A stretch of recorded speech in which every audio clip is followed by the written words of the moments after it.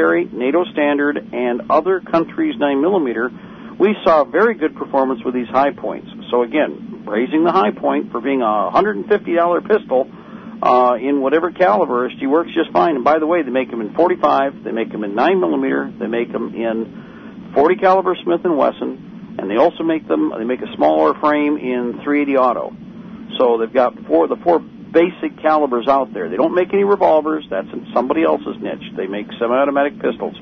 Mark, and they I know we've been well. talking about handguns, but I want to go back to the 50 and cover the broad spectrum here. And, you guys, if perhaps you ordered a can, if you've got a 50 and you ordered a can of from Talon or from High Point or whatnot, and you just put it back there in the, in the cache. And this goes over to the difference between field chambers and match chambers, because a lot of that stuff you get from the surplus is what one might call a machine gun bullet, and it's going to be big. It might not even chamber in particular production run guns like Barrett's and Armalites and Mark Serbu's gun and Dave's gun, the Spider gun. This is the difference between a match grade and a field grade chamber. So if you've got a couple cans of 50 that you just ordered just to keep on the shelf for skinny times, you better open them up. You better make sure that your gun will chamber that bullet, because that's a failure before you even pull the trigger. If you go to chamber a 50 caliber round and you can't close the bolt on it, you guys, you don't want to hit it with a hammer to close the bolt. That's a bad thing to do. So, enough said about that. That means that if you're using if other parts of the weapon are doing something other than what's intended, something is wrong with the weapon. Start thinking about it, okay? Yes. Do the maintenance. And that's really what this is about with this particular hour, is how to do basic maintenance. Now, again, also, bore cleaners. Hey, guys, go to the surplus shops. And remember, certain bore cleaners are out there still, and a lot of the lubricants, military surplus, they're in smaller containers, although sometimes they're up to 1-gallon jugs or 1-gallon steel containers. Do the research. You're going to have to test out accordingly and find what will work for you. So we, again, are looking for solutions. Normally least expensive, as you know. Mark doesn't like to spend money if we don't have to. We like to save money to buy more ammo, pick up more magazines, make sure that we have all the spare parts that we need.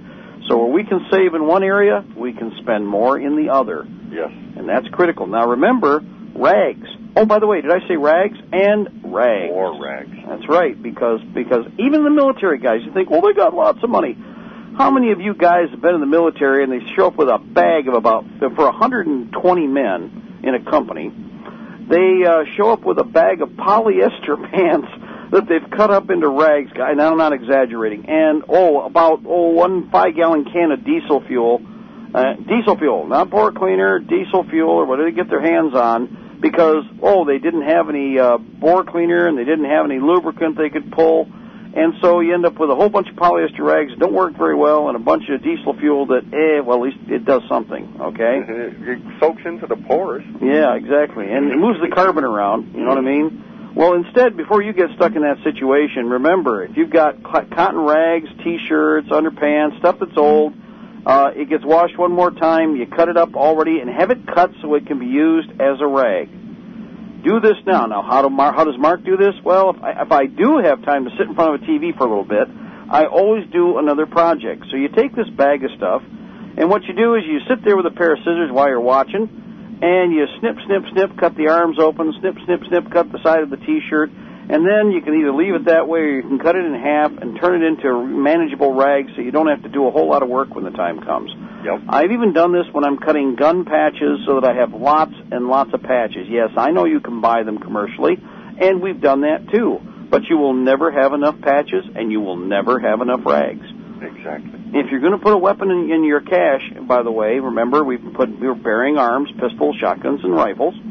Make sure you have patches that match those weapons, and make sure that you have patches and rags in storage with whatever's going into the cache, because you're going to have to, clean the weapon off. You've probably lubricated it and greased it or cosmolined it. You're going to have to get all that stuff off, number one. And number two, once you do get in the field, you're going to have to keep it clean so the thing doesn't turn into a rust bucket. Hey, if you're going to store a gun like that, grease it, think about the, like, Mobil 1 synthetic grease. Why? Because it's non-hydroscopic. You know what I'm trying to tell you there? It does not absorb water. Yep. It's not going to allow for anything to pass through. You're creating a barrier that prevents water and oxygen in general from making contact with the metal. That's what creates oxidation, known as RUST. Okay? Yeah, Mr. Rust. Yeah, we don't want to have to deal with Mr. Rust. Bad enough as it is for all the other things we've got to do. And carbon is our weapon's enemy, just as rust is. Well, we're at the top of the hour here, people. Hopefully you're awake. Come on, it is 7:58 a.m. on the West Coast. Get out of bed if you thought you were sleeping in. You still got to work. It's Wednesday. Come on, get up.